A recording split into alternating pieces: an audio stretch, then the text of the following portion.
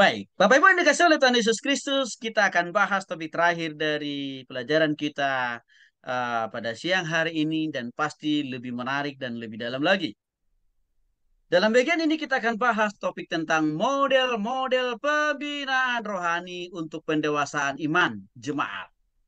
Ya, itu topik bahasannya. Model-model pembinaan rohani untuk pendewasaan iman jemaat.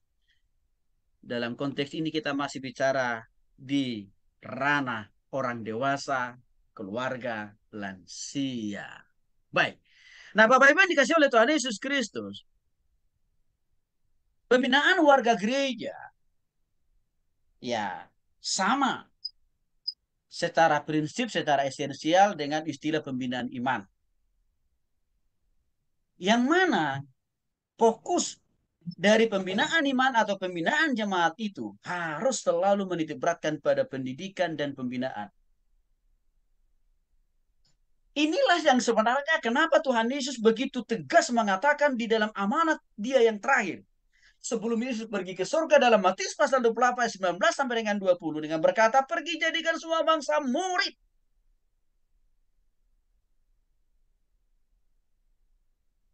Murid Bapak Ibu. Untuk menghasilkan murid berarti harus ada pendidikan. Harus ada pembinaan. Harus ada pembimbing. Dan juga harus ada pengajaran. Supaya seseorang itu bisa menjadi seorang murid. Maka dengan demikian Bapak Ibu yang dikasih oleh Tuhan Yesus Kristus, gereja jangan hanya sekedar berpuas diri. Karena hari Minggu bangku-bangku sudah terisi penuh. Kita jangan hanya berpuas diri di dalam melihat keadaan itu. Tetapi yang harus lebih kita perhatikan lebih jauh lagi. Apakah jiwa-jiwa yang datang setiap minggu yang memenuhi kursi-kursi ratusan ribuan itu, mereka sudah mendapatkan pendidikan kan? Mereka sudah mendapatkan pengajaran? Mereka sudah mendapatkan pembinaan pemuritan? Belum tentu. Karena terbukti. Waktu kita buat program pembinaan, PA, tidak sama banyaknya orang yang datang dengan ibadah minggu kan Bapak Ibu? Bahkan langsung berkurang. Lebih dari 50%. Bahkan hanya Pak Pendeta, istri dan anak yang datang. Begitu ya. Ini membuktikan bahwa peran dan tugas panggilan gereja itu belum berfungsi dengan maksimal. Belum kita lakukan dengan sempurna. Kita tahu ada beberapa panggilan gereja. Yang pertama adalah proklamasi. Dalam istilah lainnya adalah kerikma. Proklamasi di sini artinya adalah menyaksikan imannya kepada orang lain. Menjadi saksi, menjadi garam dan menjadi terang. Artinya jemaat itu jangan tidak hanya menjadi jemaat yang baik, tapi tidak mau bersaksi, tidak mau menjadi garam, tidak mau menjadi terang. Sayang juga itu. Yang kedua adalah persekutuan. Persekutuan itu akan membangun kesehatan, kebersamaan, soliditas di antara jemaat itu. Dan seringkali persekutuan itu sebenarnya hanya dapat di mana? Di dalam ibadah minggu. Sehingga esensinya nggak dapat di situ 100%. Karena persekutuan itu sebenarnya lebih banyak dapat di mana? Di dalam komunitas kecil kok. Yaitu di dalam pemuritan, dalam komsel. Yang berikutnya, tugas gereja berikutnya adalah diakonia atau pelayanan. Lagi-lagi Bapak Ibu, ribuan orang yang datang ibadah setiap minggu. Pertanyaan kita, apakah mereka semuanya mau ambil bagian dalam pelayanan? Enggak juga. Hasil survei. Hasil survei loh Bapak Ibu. Dari jutaan orang-orang Kristen yang datang ibadah hari Minggu, dibagi dalam 3 klasifikasi besar dari hasil survei yang dilakukan di beberapa gereja di dunia dan bahkan juga saya lakukan di beberapa gereja persekutuan di Indonesia. Saya menemukan ada 3 klasifikasi orang datang ke gereja. Satu, 80% jemaat yang datang setiap ibadah hari Minggu hanya sekedar menjadi penonton. 80% loh Bapak Ibu. Penonton. Artinya apa? Mereka datang ke gereja hanya menjadikan Pak Pendeta menjadi apa? Aktor. atau aktris. Artinya apa? Penonton. Setelah mereka pulang dari gereja, tidak ada pertobatan, tidak ada perubahan. Lalu nanti minggu depan mereka lagi datang nonton lagi ke gereja. Apa yang mereka tonton? Bajunya Pak Pendeta, Ibu Pendeta, baru atau tidak? Bermerek atau tidak? Khotbahnya bagus atau tidak? Dasinya miring atau tidak? Penonton. 80%.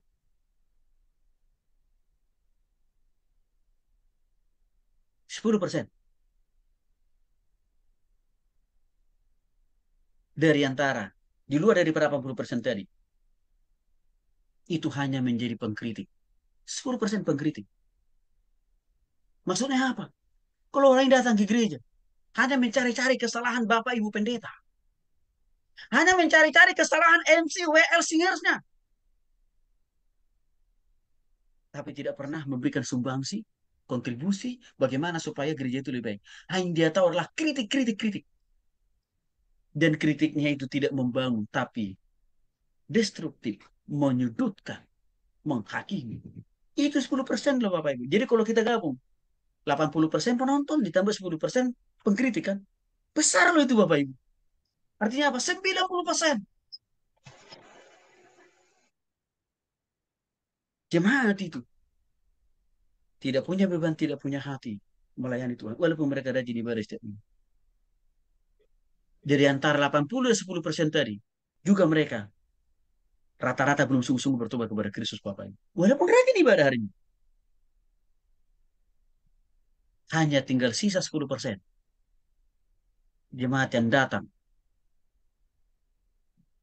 ibadah setiap minggu itu Bapak Ibu. Yang sungguh-sungguh sudah bertobat kepada Kristus. Juga apa? Mereka selalu berpikir, apa yang bisa saya lakukan untuk Tuhan lewat gereja ini? Maka mereka ini akan memberikan waktu, tenaga, dan pikiran termasuk juga uangnya. Tidak hitung-hitungan. Untuk menopang pelayanan. Hanya cuma 10% loh Bapak Ibu. Dan ini gampang kita terjemahkan di dalam gereja kita masing-masing. Bapak Ibu tinggal hitung saja. Di samping Bapak Ibu sebagai pendeta atau Ibu pendeta. Coba kita hitung di gereja kita masing-masing. Berapa orang yang terlibat aktif sungguh-sungguh melayani di gereja kita? Berapa orang? Pasti nggak lebih dari 10%. Lagi-lagi ini membuktikan bahwa gereja tidak boleh berpuas diri hanya dengan jemaat yang datang tiap minggu itu sudah banyak. Bapak Ibu yang dikasih oleh Tuhan Yesus Kristus. Jemaat saya yang datang tiap minggu Bapak Ibu. Iya, paling-paling 50 orang kok. Tapi Bapak Ibu, pemuritan saya, PA saya, dari hari Senin sampai dengan hari Sabtu seperti ini. Bahkan kadang-kadang masih saya pakai juga selesai ibadah minggu. Lebih dari 50 orang. Dan saya bersyukur. Karena kenapa? Saya masih di dalam koridor kerinduan Tuhan itu apa? Melakukan pemuritan, pengajaran, pembinaan, pembimbingan. Dan mereka menjadi orang-orang yang efektif juga menjangkau jiwa-jiwa lain.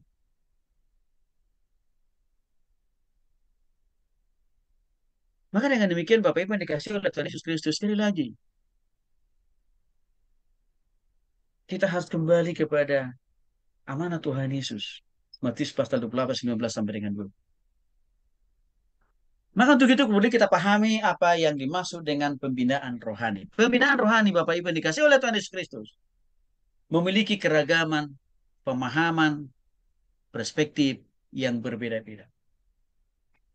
Pembinaan rohani seringkali juga diistilahkan beraneka ragam di berbagai gereja. Ada yang memakai istilah pembinaan iman, pembinaan warga gereja, pembinaan jemaat. Masih banyak lagi istilah-istilah yang lain. Artinya Bapak Ibu dikasih oleh Tuhan Yesus, terserah Bapak Ibu mau pilih istilah yang mana. Di gereja Bapak Ibu, di pelayanan Bapak Ibu. Silakan, terserah saja. Tapi yang paling terpenting,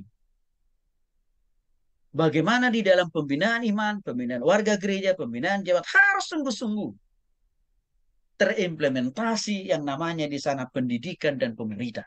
Itu yang paling terpenting.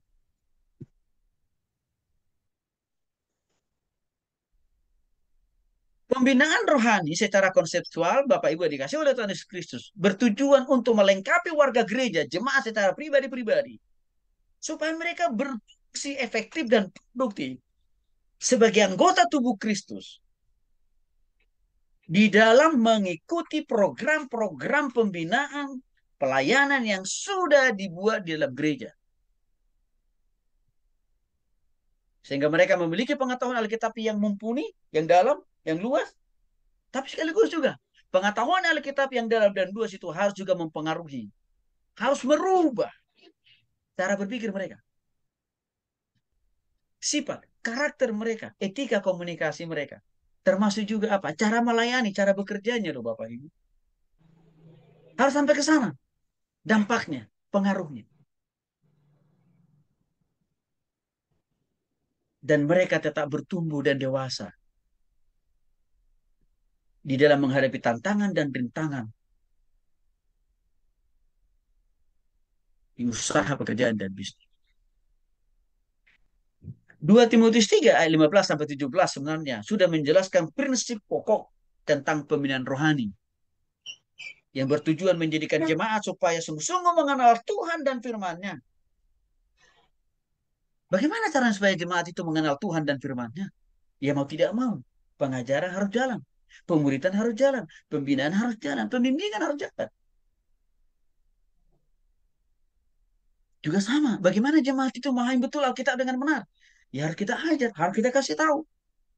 Bagaimana mereka bisa melaksanakan, mengimani, mempraktekkan Alkitab itu? Harus kita berikan contoh.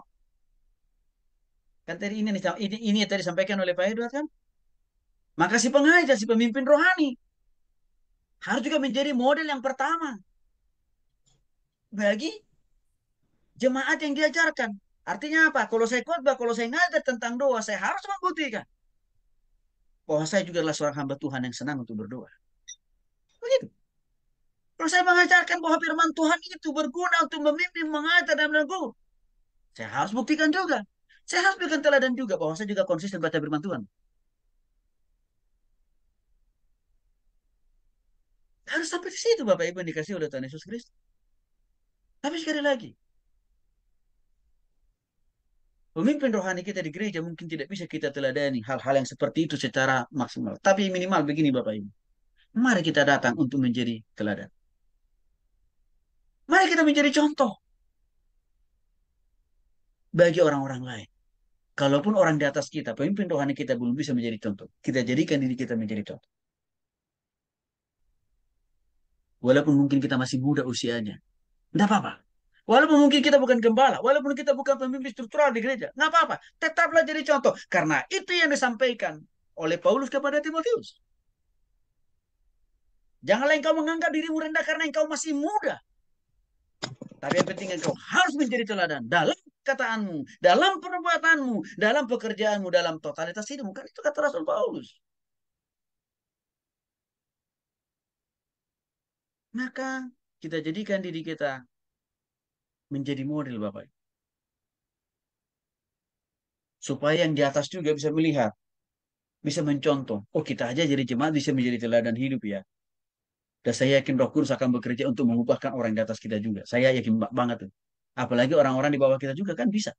Akan lebih mudah lagi. Oh iya ya, abang kakak itu ya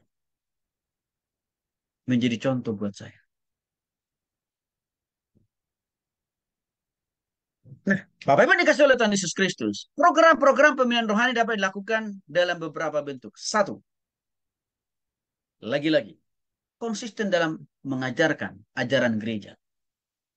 Hal apa yang bisa kita sampaikan di dalam konsep, dalam konteks menyampaikan ajaran gereja? Dari saya sudah singgung.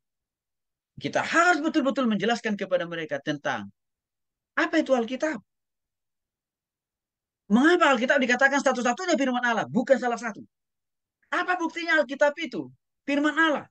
Baik dari perspektif sains, ilmu pengetahuan, dan teknologi. Baik dari perspektif sejarah. Bahkan perlu juga kita membukakan keunggulan Alkitab dibanding daripada kitab-kitab orang lain.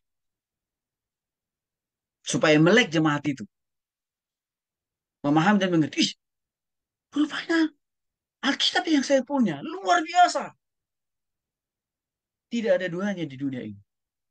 Tidak dapat disejajarkan dengan kitab-kitab orang lain.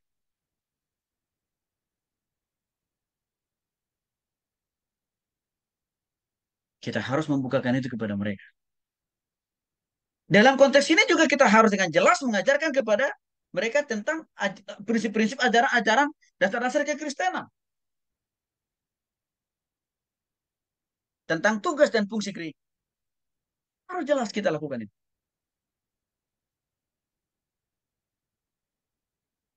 Jadi jangan sampai jemaat itu, Bapak Ibu yang dikasih oleh Kristus, bertahun-tahun mereka rajin ibadah, tapi nggak yakin itu satu-satunya jalan masuk surga. Dan makin bertambah yakin mereka Alkitab satu-satunya firman Tuhan. Dan tidak makin yakin mereka kalau dipanggil oleh Tuhan masuk surga. Cilaka. Cilaka itu. Maka sekali lagi Bapak Ibu, ini memang akan lebih banyak kita bisa sampaikan ajarkan ini sebenarnya bukan di dalam ranah ibadah mingguan sebenarnya, tapi dalam konsep pemberita. Hal berikutnya lagi, pembinaan program pembinaan rohani yang dapat kita lakukan, apalagi bentuknya pendidikan gereja. Apa maksudnya ini? Pengajaran dengan melibatkan keseluruhan pribadi jemaat dalam proses pembelajaran. Meliputi apa? Kita perlengkapi dengan mereka dengan keterampilan bagaimana melayani yang baik. Bagaimana ya ciri, syarat kehidupan rohani, karakter pelayan yang baik. Kan harus kita jelaskan itu. Ya ini saya katakan tadi juga harus tertuang dalam ADRT kita, gereja kita. Bagaimana memiliki motivasi yang jujur, tulus, dan murni dalam melayani Tuhan. Harus kita jelaskan juga ini.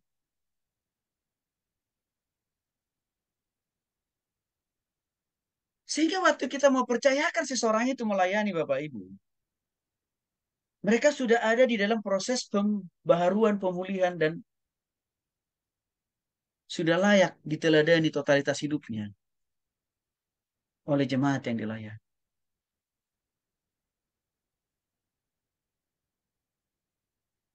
Bapak Ibu yang dikasih oleh Tuhan Yesus Kristus. Seringkali orang bertanya begini ke saya. Pak Tony lebih pilih yang mana? Ada WL yang suaranya bagus, luar biasa. Atau tim pemain musik. Tapi hidupnya belum bertobat. Hidupnya nggak karuan. Dibanding.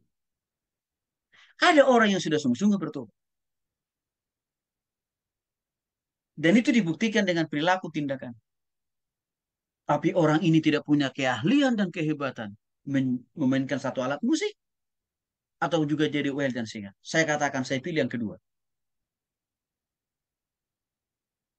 Walaupun saya harus menyediakan waktu, tenaga, dan pikiran untuk melatih dia, membimbing dia, mengajar dia, memperlengkapi dia supaya menjadi WL dan singers yang dipakai oleh Tuhan saya. Saya pilih yang kedua. Dan dalam pelayanan saya, Bapak Ibu, saya selalu konsisten melakukan itu. Dia saya lihat dampaknya sangat signifikan. Di mana dampaknya? Orang-orang yang merasa hebat dia jadi WL singers dari pemain musik. Akhirnya apa? Buru-buru bertobat. Buru-buru ikut pembinaan. Buru-buru ikut pembimbingan, pemberitaan. Pak Tony, saya mau juga dibina, Pak. Boleh. Nah, Bapak Ibu, di sini kan kita meluruskan motivasi orang kan dulu kan. Bapak Ibu masih ingat. Waktu Tuhan Yesus bertanya kepada Simon Petrus sampai 3 kali loh.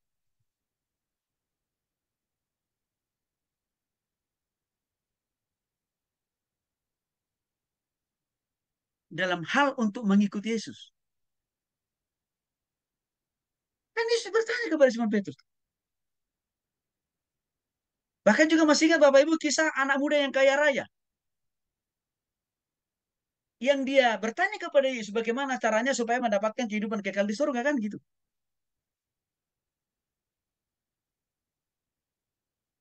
Kenapa pertanyaan itu diajukan oleh Tuhan Yesus? Lagi-lagi bukan karena Tuhan Yesus kurang kerjaan. Tapi Tuhan Yesus mau menguji ketulusan, kelulusan motivasi orang ini. Mau ikut Yesus itu motivasinya lurus atau bengkok. Nah, Bapak Ibu dikasih oleh Tuhan Yesus Kristus. Jangan kita terlalu cepat terhipnotis ya. Wah, Ini wele hebat nih, tipe pemain musik hebat nih. Tanpa kita memperhatikan pertobatan perubahannya secara rohani loh. Itu jadi bumerang buat kita di kemudian hari. Artinya apa? Itu bisa jadi batu sandungan loh Bapak Ibu. Ya saya udah lihat dengan mata kepala sendiri. Itu bisa membuat pelayanan gereja berantakan. Karena kita tidak selektif memilih mempercayakan seseorang untuk menjadi pelayan. Hal yang berikutnya adalah pembinaan gereja. Artinya pembinaan itu harus masuk di dalamnya ada pengasuhan. Ya. Jadi dalam konteks ini Bapak Ibu dikasih oleh Tuhan Yesus Kristus, di dalam pembinaan atau pengasuhan itu juga harus tetap ada firman Tuhan yang harus kita sampaikan, yang harus kita ajarkan. Contoh, kita nasihatin orang Bapak Ibu. Prinsip-prinsip nasihat yang kita sampaikan kepada orang itu harus berbasis pada firman Tuhan. Jangan hanya sekedar nasihat itu menyenangkan hati orang itu. Tapi tidak mengajar, tidak mendidik, dan tidak menobatkan orang itu. Sayang nasihat yang kita berikan itu tidak membawa dampak yang signifikan dalam diri orang itu. Kalau nasihat itu tidak didasari atau tidak berbasis pada firman Tuhan. Masih ingat tadi Bapak Ibu yang dikasih oleh Tuhan Yesus Kristus? Waktu saya menasehati dua orang dokter itu tadi. Saya selalu tetap bawa kepada firman Tuhan. Ini loh konsep rumah tangga sesuai Alkitab loh. Ini loh peran istri sesuai Alkitab. Penolong. Bukan penanduk loh saya bilang. Ini loh prinsip Alkitab. Sebagai kepala. Memimpin dan mengarahkan istrinya. Kalau kita membina orang, kalau kita menasihati orang, harus tetap berbasis dari Alkitab, Bapak. Supaya tetap mereka punya pegangan yang kuat kembali kepada Alkitab. Jadi jangan kita hanya pakai menurut aku, menurut para ahli nujum. Enggak. Menurut pendeta si A yang terkenal. Enggak begitu Bapak Ibu. Tapi menurut Tuhan dan firman-Nya. Harus di situ dasarnya.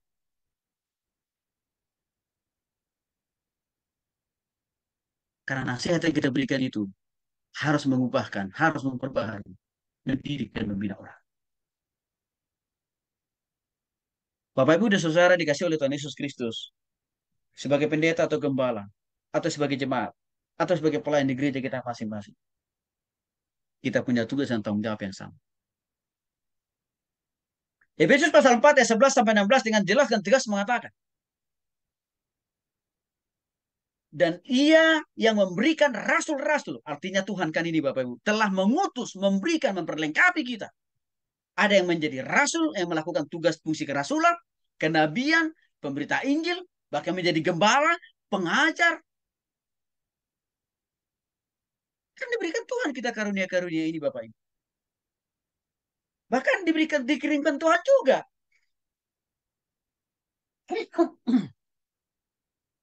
Jiwa-jiwa lain. Di gereja kita, di pelayanan kita.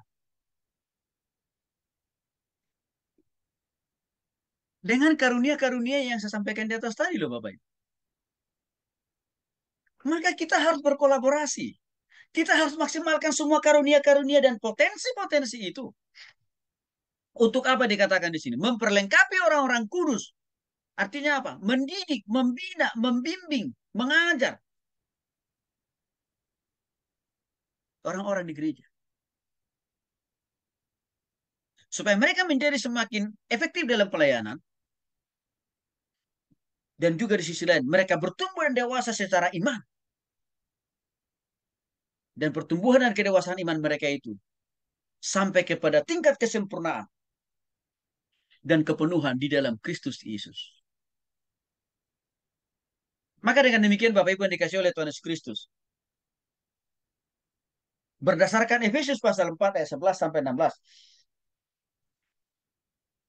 jabatan pendeta, pengerja, majelis, diaken, pengurus, semua peran dan jabatan itu harus kita maksimalkan, harus kita gunakan.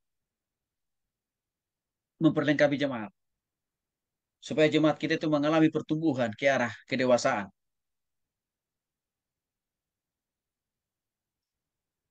sehingga mereka menjadi alat yang efektif di dalam menopang pelayanan kita.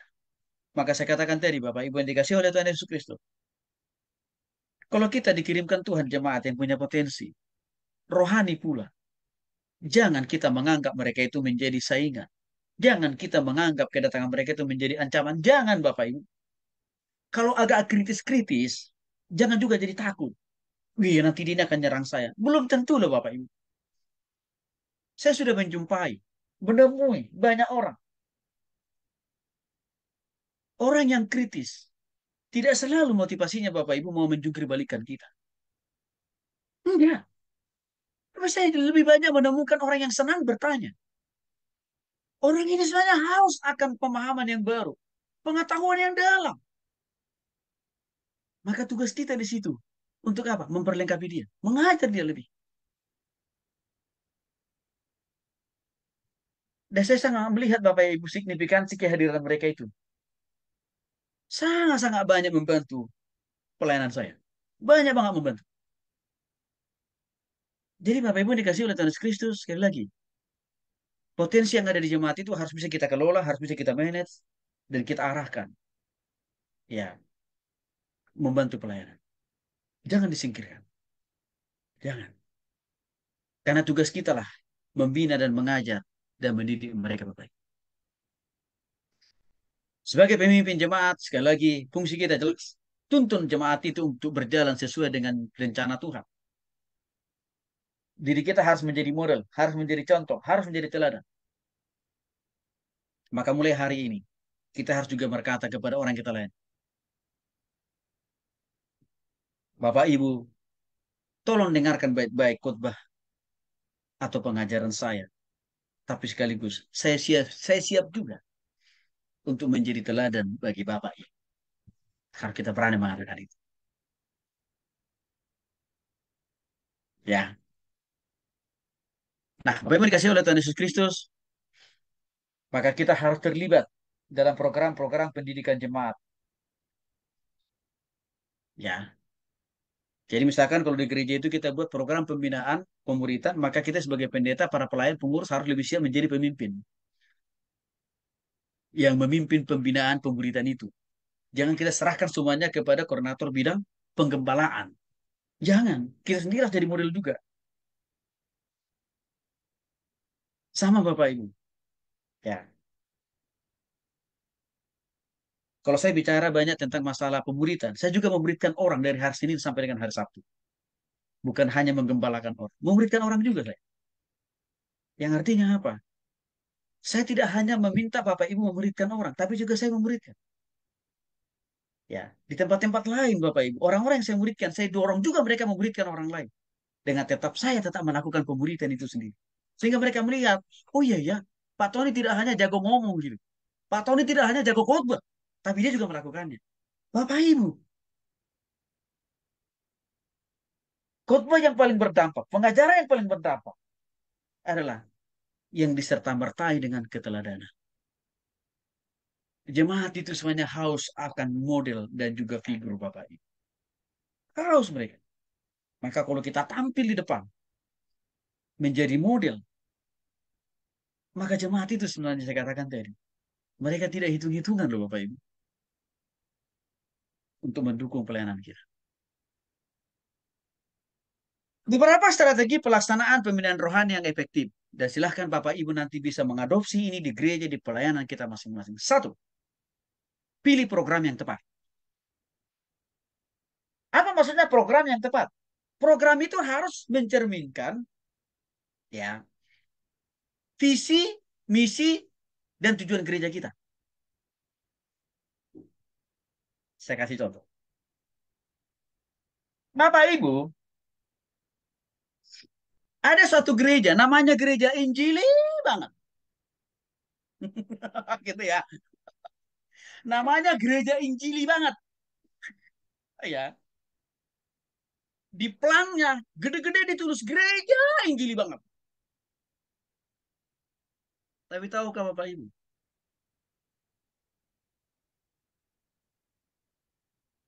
Tidak ada pertambahan jemaat di gereja itu. Bahkan yang terjadi penurunan. Di samping ada yang meninggal, jemaatnya juga ada yang pindah ke gereja lain. Padahal namanya gereja Injili banget.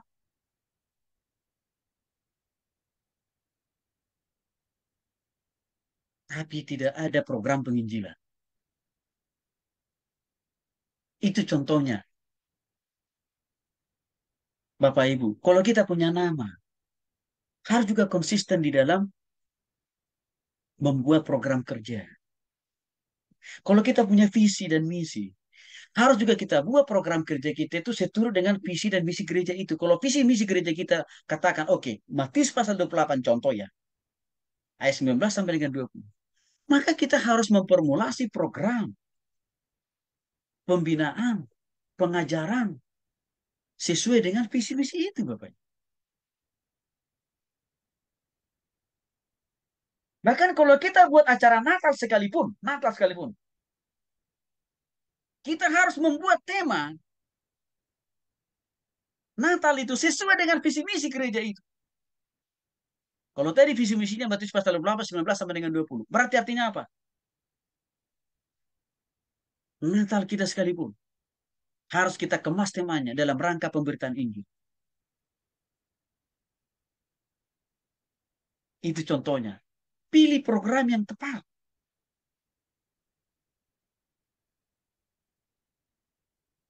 Dan sesuaikan dengan visi, misi, dan tujuan gereja itu. Jangan menjadi berbeda. Bapak Ibu yang dikasih oleh Tuhan Yesus Kristus, visi STT kita jelas. Memperlengkapi Bapak Ibu. Supaya makin lebih efektif memberitakan Injil. Salah satu itu visinya. Visi STT kita. Maka kita juga di semua mata kuliah. Harus ada mata kuliah penginjilan. Dan harus ada prakteknya. Nanti di gereja Bapak Ibu, di pelayan Bapak Ibu lakukan. Berarti di sini kita ada konsistensi dengan visi. Dengan apa? Mata kuliahnya kan. Nah itu contohnya Bapak Ibu. Karena saya katakan tadi, ya namanya bagus. Tetapi jiwa yang datang bukan makin bertambah, tapi makin berkurang. Berarti terjadi kesenjangan antara nama gereja dengan programnya. Maka untuk itu Bapak Ibu dikasih oleh Tuhan Yesus Kristus. Ya, tentukan pilih program atau bahaslah tema-tema yang bersesuaian dengan visi misi gereja kita kepada semua kelompok-kelompok kategorial. Apakah itu di sekolah minggu, remaja, pemuda, dewasa, lansia. Harus selalu mengedepankan tentang pentingnya pertobatan kepada Kristus.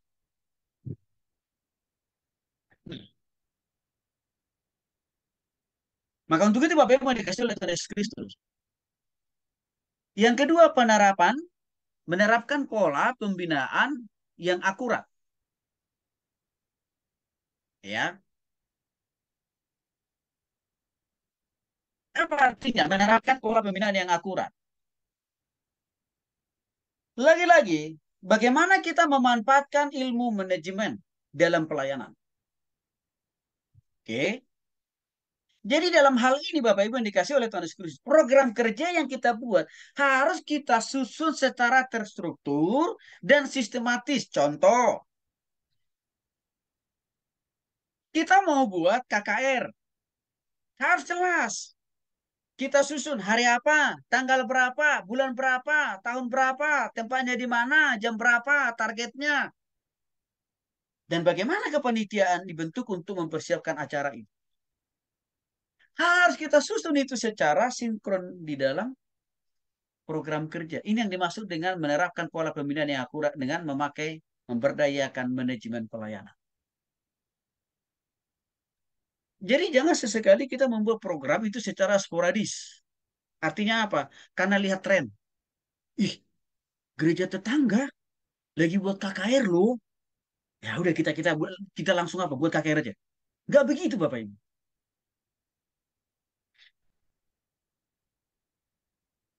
Jadi kita tidak ikut-ikutan. Enggak. Atas apa yang orang lain lakukan. Karena belum tentu itu kehendak Tuhan untuk kita lakukan di gereja kita.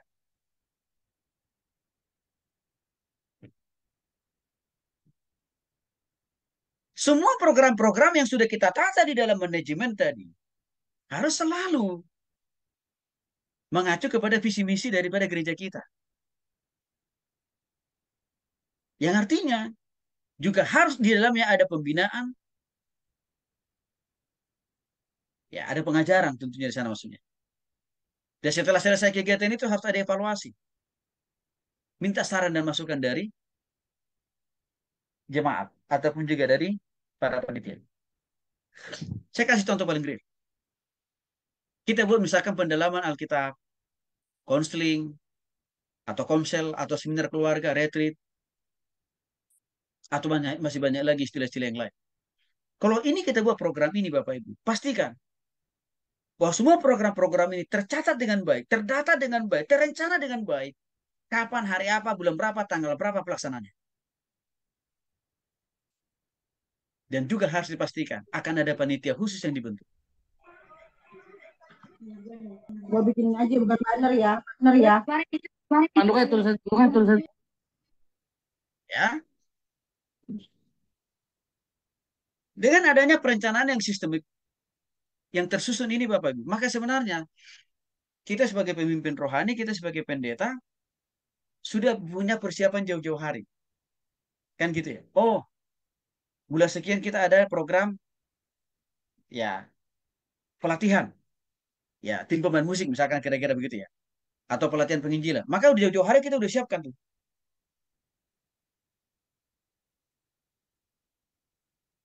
Dan jemaat itu harus dilibatkan menjadi ambil bagian di dalam setiap kegiatan-kegiatan itu. Program-program itu Bapak Ibu harus selalu berkorelasi dengan pembinaan rohani, ya, dengan pendidikan dan pembentukan buat mereka. Contoh paling simpel saja. Kepanitiaan Natal yang hari-hari ini kan bulan-bulan Desember kan lagi sibuk-sibuknya. Ya, semua para panitia itu jangan hanya kita dorong mereka bagaimana menyukseskan acara itu dengan baik. Itu baik. Tetapi harus ada pembimbingan rohani juga di dalam proses kepanitiaan itu. Maka dalam setiap kepanitiaan itu perlu juga selalu kita sampaikan prinsip-prinsip firman Tuhan. Contohnya misalkan membangun kesehatan. Harus kita ajarkan firman Tuhan cara membangun kesehatan kan. Sehingga waktu mereka melakukan kepanitiaan itu tetap didasari oleh firman Tuhan. Begitu loh Bapak. Kalau misalkan mulai muncul konflik antara panitia satu dengan yang lain, maka kita harus jelaskan juga prinsip firman Tuhan. Bagaimana menghadapi konflik. Jadi selalu ada pembinaan rohaninya Bapak Ibu. Walaupun itu sifatnya kegiatan itu.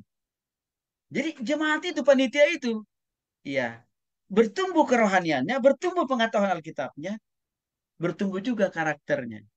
Dan mereka makin didorong betul melakukan pelayanan itu.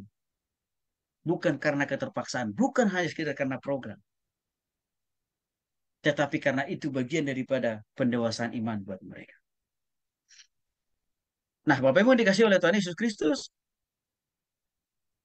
langkah yang berikutnya, pentingnya tujuan pembinaan dan membuat program gereja.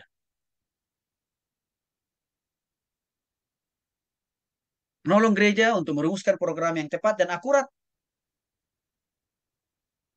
Jadi kita tidak hanya sekedar ikut-ikutan ikut program gereja orang lain. Tapi kita memikirkan sendiri, menggumuli sendiri, bahkan harus lahir program itu dari kebutuhan jemaat kita. Ya Bapak Ibu ya. Program yang kita buat harus lahir dari kebutuhan jemaat. Dan juga dari kebutuhan gereja secara organisasional. Harus lahir dari situ. Jadi bukan hanya copy paste program orang. Karena kebutuhan gereja lain dengan gereja kita kan beda-beda.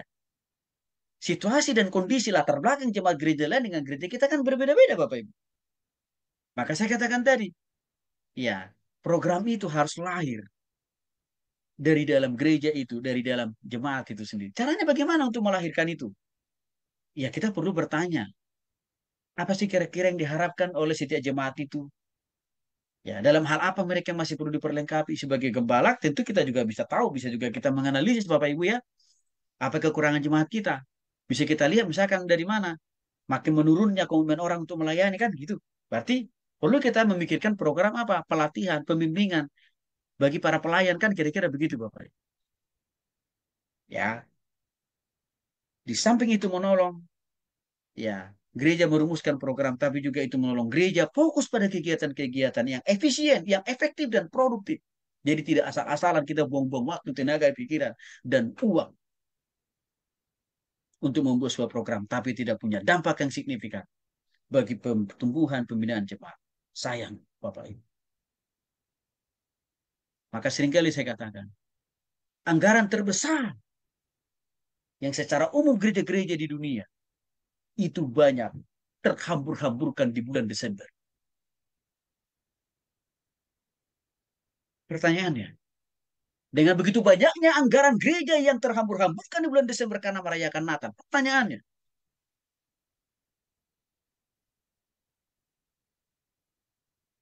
minimal adakah satu jiwa yang datang bertobat kepada Kristus dari banyaknya program-program Natal yang diselenggarakan oleh gereja di setiap bulan Desember? Adakah satu jiwa yang bertobat kepada Kristus? Padahal firman Tuhan berkata, kalau ada satu orang jiwa pun, satu orang jiwa loh Bapak Ibu, bertobat kepadaku. Kata Tuhan, malaikat-malaikat surgawi bersuka cita. Satu orang jiwa loh itu Bapak Ibu. Bagi saya, inilah yang sebenarnya menjadi salah satu standar penting di dalam program-program gereja. Pertobatan Bapak Ibu.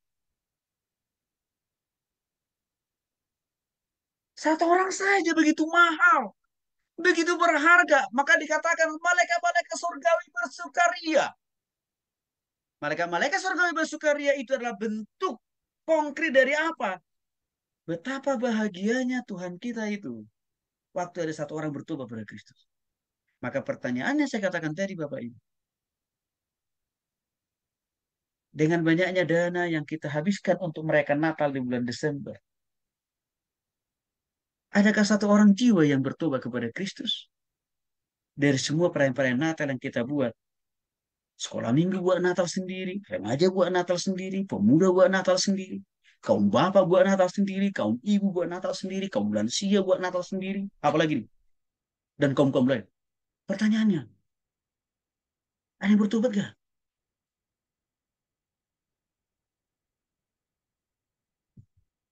Kadang-kadang justru minim pertobatan. Tapi yang justru yang terjadi adalah penghambur-hamburan berkat. Sehingga waktu selesai lewat bulan Desember, kita mulai mau buat program latihan penginjilan.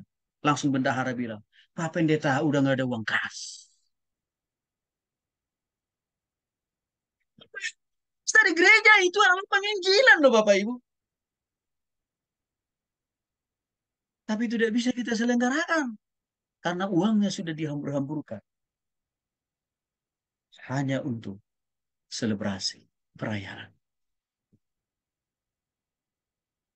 Maka untuk itu Bapak Ibu dikasih oleh Tuhan Yesus Kristus. Bapak Ibu gunakan momentum di perayaan Natal yang kita lakukan di bulan Desember dalam rangka menjangkau jiwa bagi Kristus.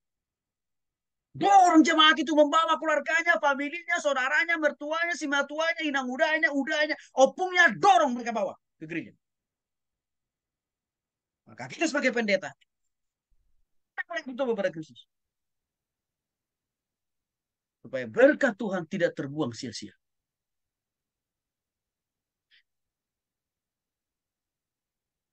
Dan khotbah kita pun juga harus selalu berbicara tentang pemberitaan ini.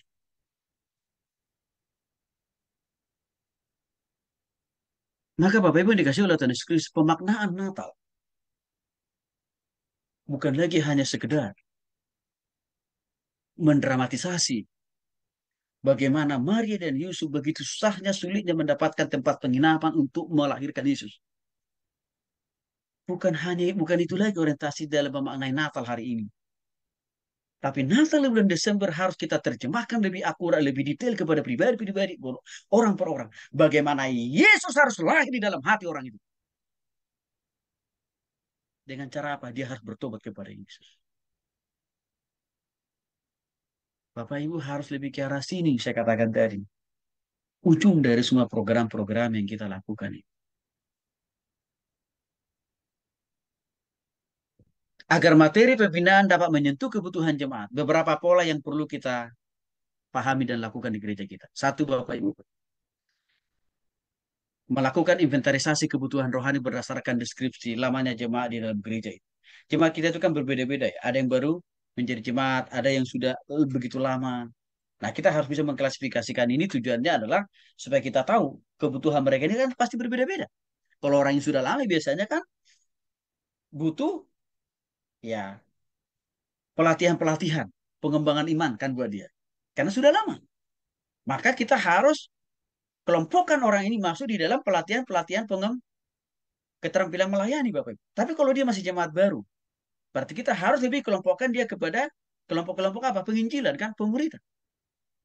Maka kita harus sesuaikan programnya. Nah, di akhir tahun kita harus selalu ada namanya rapat kerja Bapak Ibu dengan para pengerja. Lakukan di sana evaluasi secara detail. Dari sekian banyak program yang sudah dirumuskan, yang sudah dilakukan sepanjang 1 tahun yang lalu, Januari tahun lalu, Januari 2022. Kan kita ini mau pindah nih ke 2023. Biasanya kan kita ada rapat kerja pengurus kan Bapak Ibu. Kita evaluasi dengan detail. Targetnya kecapai nggak sih? Ya, kita buat ibadah tiap minggu kecapai nggak sih targetnya? Misalkan kita targetkan nih, ya 100 orang kecapai nggak? Kecapai atau tidak? Nah, kalau nggak kecapai, lalu kita diskusikan dengan para pelayan. Apa masalahnya? Apa kendalanya? Ya mungkin juga dari kendala itu akan ketahuan. Oh, rupanya kita masih kurang sebagai pendeta ya, masih kurang memotivasi, memperlengkapi jemaat itu bagaimana cari jiwa, kan kira-kira begitu.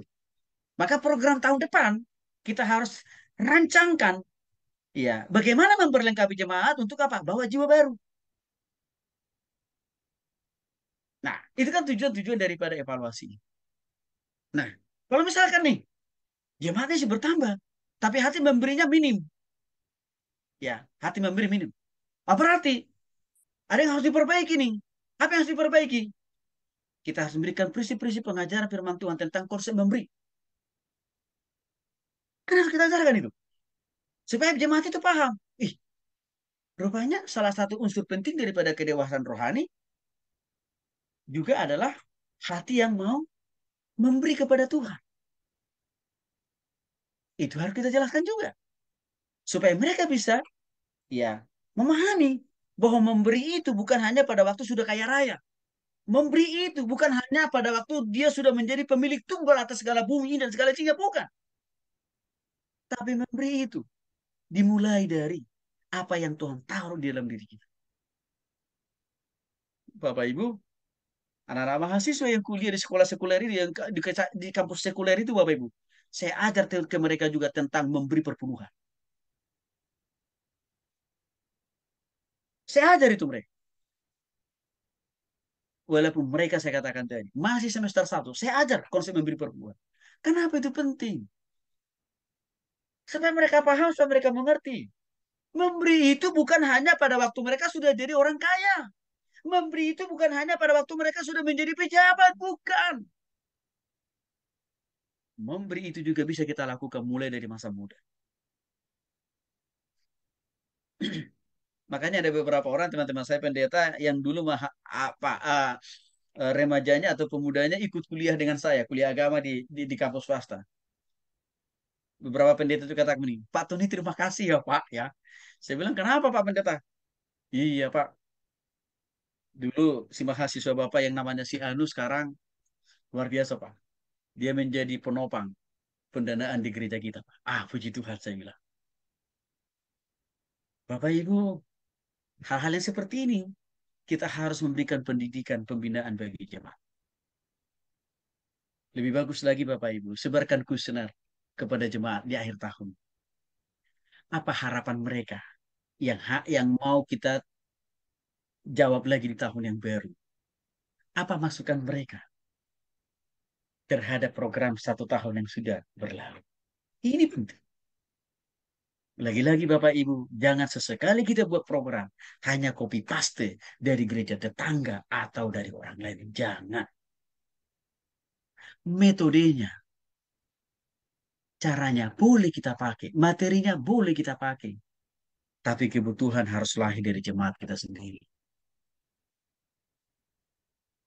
Implementasikan program itu dengan kreatif. Artinya apa? Program yang kita sudah susun desain dengan baik. Tetapi kalau tidak didesain dengan publikasi yang menarik, pola pengajaran, pembinaan yang juga tidak menarik, maka program yang begitu bagus sudah kita desain juga belum tentu menarik bagi orang lain. Maka saya kasih contoh paling real. Mari kita buat tema yang mudah dipahami oleh jemaat dan itu menarik mereka untuk ikut acara yang kita buat. Mari kita buat desain undangan yang menarik. Mari kita juga buat konsep dekorasi spanduk juga yang menarik, Bapak Ibu.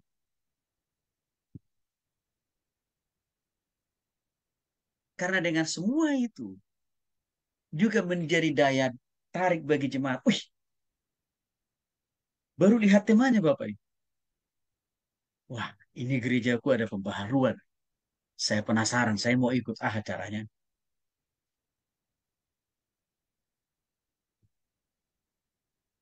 Bapak Ibu yang dikasih oleh Tuhan Yesus Kristus, saya kira pasti kita punya jemaat juga yang punya talenta.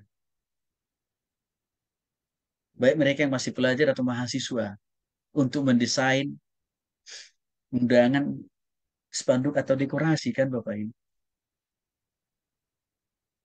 Kita berdayakan mereka dengan segala talenta dan kemampuan mereka kan Bapak Ibu.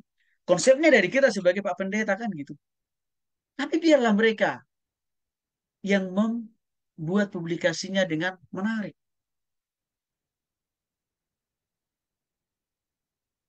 Itu akan menjadi daya tarik juga bagi jemaat.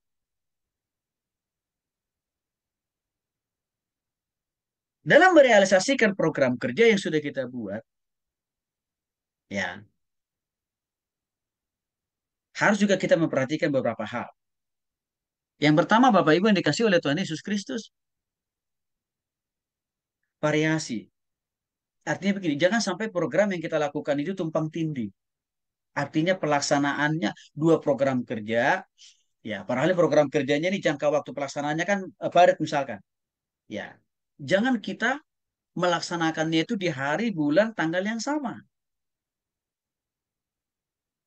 Karena nanti, ya, kita akan kehilangan makna, tujuan daripada setiap acara-acara yang kita buat. Jadi hati-hati juga. Ya, nah, ada program-program misalnya Natal lah ya. Ini kan bisa kita kolaborasikan dalam konteks apa? Dalam konteks eh, saya katakan tadi penginjilan. Caranya gimana? Sebelum Natal bulan Desember sudah kita buat latihan penginjilan di bulan sebelumnya. Jadi kita sudah latih orang di bulan November lah, atau misalkan September, Oktober. Kita sudah latih orang bagaimana, kita sudah latih jemaat bagaimana mengajak temannya, ya kan gitu. Nah momentumnya di bulan Desember itu Natal kan. Maka kita dorong mereka mempergunakan pengetahuan selama ikut pelatihan penginjilan itu untuk membawa jiwa di bulan Desember. Maka di momen Natal itulah menjadi momentum bagi kita untuk bertakan Injil. Nah ini contoh bagaimana kita kreatif memadukan acara atau program yang lalu-lalu kita lakukan dalam rangka ya membawa jiwa bagi Kristus. Itu contohnya implementasikan program dengan kreatif. Nah, beberapa pilihan program pembinaan yang bisa Bapak Ibu Saudara lakukan di gereja. Yang pertama adalah pemuritan basisnya tadi Matius 28, 19 sampai dengan 20. Artinya, kalau kita mengacu kepada Matius 28, 19 sampai dengan 20, jelas sekali. Ya, Tuhan Yesus memberikan model dan contoh di sana. Ya, dia memulai pemuridannya itu dari 1 orang, ke 2 orang, ke 3 orang, lalu ke 12 murid, lalu sampai kepada 70 murid. Jadi maksudnya di sini Bapak Ibu yang dikasih oleh Tuhan Yesus Kristus, kita harus konsisten melakukan pemuridan ini. Walaupun mungkin yang pertama kita mulai pemuridan itu hanya yang datang 2-3 orang, nggak apa-apa, setia aja. Saya cukup yakin kata firman Tuhan, engkau setia dengan perkara kecil, Tuhan akan tambahkan jiwa yang lebih banyak. Saya cukup yakin kok ini. Saya pegang kuat ayat itu Bapak Ibu. Maka saya nggak peduli. Kalau saya memuridkan orang, hanya 1 orang yang baru datang pertama, nggak apa-apa. Jalan terus saya bilang. Tapi akhirnya Tuhan tambahkan juga menjadi 2, 3, 4. Sama juga Bapak Ibu, membangun usaha dan bisnis.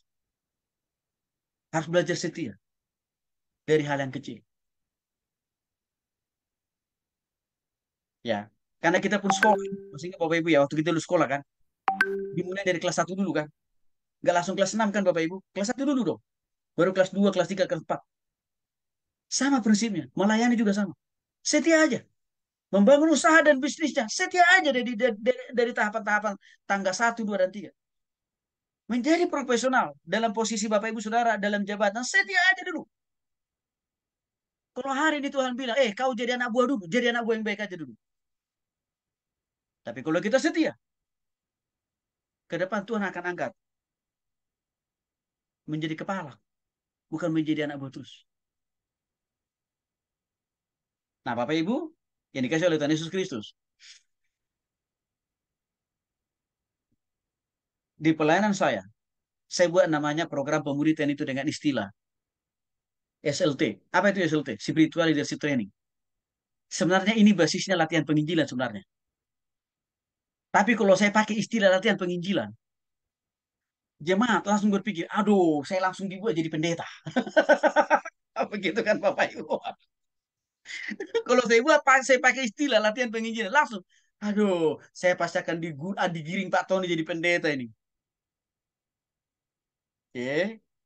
Maka untuk meminimalkan stigma yang negatif itu Bapak Ibu, saya modernisasi istilahnya. Dengan istilah apa? Latihan kepemimpinan rohani. Keren kan Bapak Ibu? Dalam bahasa Inggrisnya Spiritual Leadership Training. Dan ini saya buat level 1, 2, dan 3 sampai 4. Tapi Bapak Ibu Saudara tahu isinya apa? Penginjilan.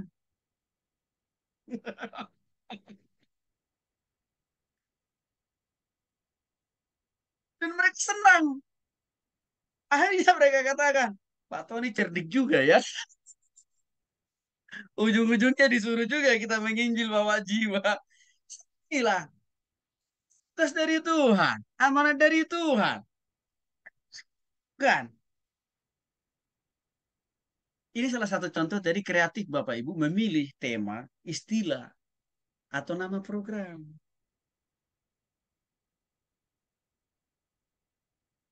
Oke ya Bapak Ibu. Ini kan yang juga dilakukan oleh Paulus kan. Dengan memuridkan dan melatih Timotius.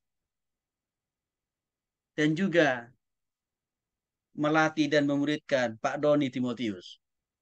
Sehingga beliau jadi pendeta. Nah hal yang sama ini juga harus kita lakukan Bapak Ibu. Kepada jemaat kita. Kita tahu Timotius pun juga memuridkan orang-orang percaya lainnya kan Bapak Ibu. Jadi begini Bapak Ibu. Jangan kita pegang sendiri pelayanan itu. Jangan. Kita ini terbatas loh Bapak Ibu. Kita itu ada expirednya kok kita itu.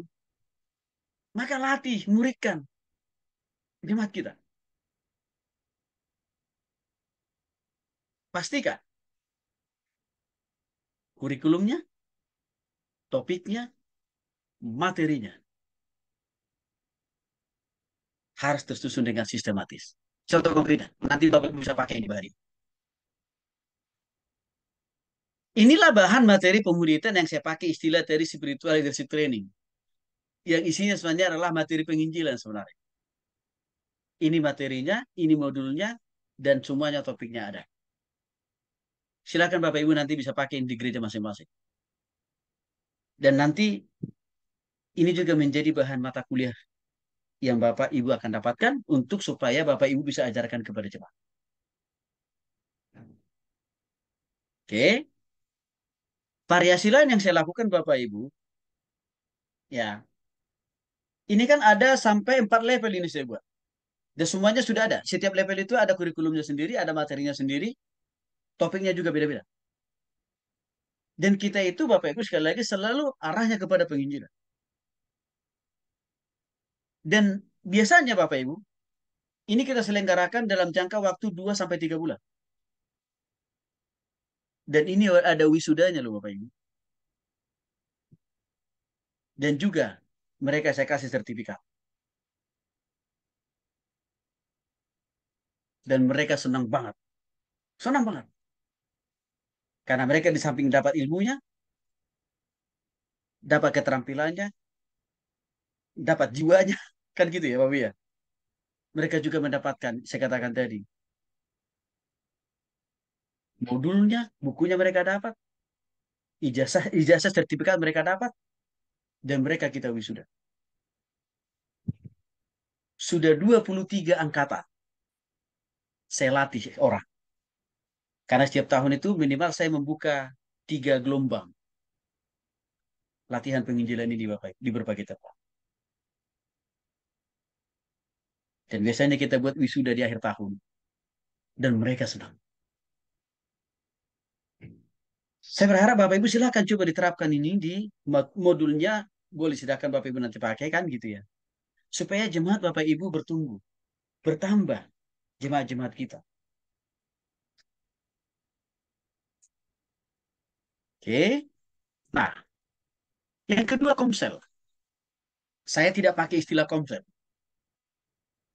Karena kalau istilah komsel itu sebenarnya, ya, saya lihat orang memaknai komsel itu hanya sebatas kebutuhan rohani sesaat. Maka saya tidak memakai istilah komsel di dalam pelayanan saya, tapi saya memakai istilah mentoring. Kenapa saya memakai istilah mentoring? Karena istilah mentoring ini sebenarnya juga lebih banyak dipakai di dalam dunia usaha loh ini. Kalau Bapak Ibu para profesional ini pasti tahu. Istilah mentoring itu lebih banyak dipakai di dalam dunia usaha. Maka saya coba menjembatani bagaimana supaya para profesional pengusaha nyaman dengan program yang saya buat. Maka saya ganti istilah komsel itu mentoring. Ini yang maksud tadi harus kreatif kita memakai istilah atau memakai nama programnya. Dalam konteks ini Bapak Ibu, tujuannya mentoring atau komsel adalah menggembalakan jemaat supaya mereka bisa dipakai sebagai ya untuk memuridkan orang lain sebenarnya. Atau ya mereka dimuridkan dulu supaya bisa memuridkan orang lain. Biasanya ini kan dibagi dari kelompok yang kecil dari 1 sampai 12 orang satu kelompok biasanya. Mereka konsisten belajar setiap minggu. Ya. Nah, Bapak Ibu, kita harus juga konsisten sebagai pemimpinnya ya. Jangan misalkan hanya cuma pertemuan 1, 2, 3 kali kita semangat gitu ya. Tapi pertemuan yang keempat, yang kelima karena orangnya makin berkurang, lalu langsung kita mulai tidak semangat. Nggak boleh Bapak Ibu. Pakai prinsip setia dengan perkara kecil. Ya. Nah, sekali lagi, mentoring atau komsel ini bukan hanya sekedar kegiatan persekutuan rutin. Tetapi di dalam kegiatan mentoring atau komsel ini, ya, jelas harus ada topik yang dibahas, materinya. Bahkan lebih bagus lagi, kalau Bapak Ibu punya modulnya. Di beberapa gereja, biasanya bahan komselnya ini dipakai pendalaman dari khotbah hari Minggu. Itu yang dipakai. Ya, tapi boleh-boleh saja sih, tapi itu sangat terbatas. Sangat terbatas. Maka saya lebih mengembangkan materi atau modul mentoring itu di luar khotbah hari Minggu. Dan kita punya modul mentoring sampai 4 episode Bapak Ibu. Salah satu saya sebut contohnya di sini. Guru pertama dalam mentoring kita, dalam pemuridan di kita itu namanya pemimpin yang bertobat pada Kristus. Nah, ini ada 6 sesi, 6 topik yang dibahas dalam satu modul, Bapak Ibu. Nah, karena ini juga kita punya modul mentoring 1, 2, 3, 4. Ya, juga topik bahasannya berbeda-beda. Nah, nanti Bapak Ibu bisa pakai juga. Ini contoh materi mentoring yang kita pakai. Yang saya katakan tadi ini sampai level 1, 2, 3, dan 4. Ya. Nah, lagi-lagi alatnya kita sudah punya Bapak Ibu. Hanya tinggal Bapak Ibu praktekkan saja di dalam pelayanan masing-masing. Ya. Nah, bahan-bahannya ini pun juga nanti akan saya kirimkan kepada Bapak Ibu. Sebagian besar dari Bapak Ibu sebenarnya sudah ada yang dapat bahan ini. Apalagi angkatan pertama. Sudah dapat saya kira. Ya. Tapi nanti yang belum dapat, kita pelajari dulu materinya supaya nanti Bapak Ibu bisa mengajarkan kepada jemaat. Yang kedua, ada namanya, kalau istilah gereja, Sekolah Orientasi Melayani atau SOM. Saya tidak memakai istilah ini. Tapi saya lebih memakai istilah Sekolah Alkitab Profesional. Mengapa saya lebih tertarik memakai Sekolah Alkitab Profesional? Karena saya memberikan ruang dan kesempatan kepada siapa saja. Apapun profesinya, apapun pekerjaannya. Ayo sok, gabung dengan saya. Kita ada Sekolah Alkitab Profesional. Nah, Bapak Ibu dikasih oleh Tuhan Yesus Kristus, kita juga punya modulnya, kita juga punya bahannya, kita juga punya bukunya. Ini contohnya. Dan ini juga ada sampai modul 4. Modul 4 buku ini.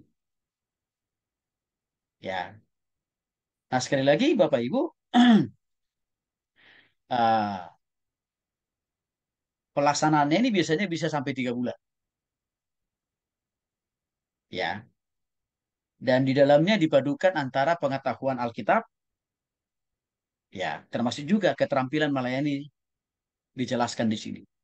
Termasuk di dalamnya misalkan bagaimana cara berkhotbah yang pengkhotbah yang dinamis dan efektif, bagaimana menjadi MC, singers, worship leader di dalam semua kegiatan-kegiatan gerejawi itu kita ajarkan di dalam materi ini. Nah, tadi tentang berbagai metode-metode cara-cara penginjilan baik pribadi, kelompok, itu tadi di dalam materi yang pertama tadi Bapak Ibu.